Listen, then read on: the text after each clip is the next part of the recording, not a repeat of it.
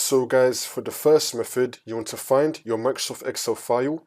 Now once you find it, you want to right click on it, and then click on Properties, and then click on Change. Make sure that you set your default app as Excel, and then click on Set Default, and then click on OK. See if that works for you. For the second method, you want to launch Excel. Now once we're here, we're just going to go to a blank workbook. And now once we're on this, on the top left, you want to click on File. In the bottom left, you want to click on Options. And now you want to go to the Advanced tab. Now once we're on this, you just want to scroll down till we find Ignore other applications that use Dynamic Data Exchange. You want to untick this box. Make sure that's unticked and then click on OK. See if that works. For the next method, you want to find your Excel file. You want to right click on it and then click on Properties. If we look on the bottom, it may be saying Unblock. So you want to check this box.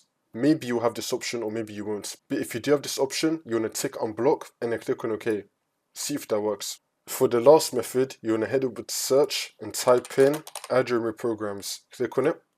And then once we're on this, we're going to scroll down till we find Microsoft Office. Here it is. You want to click on the three dots and then click on Modify.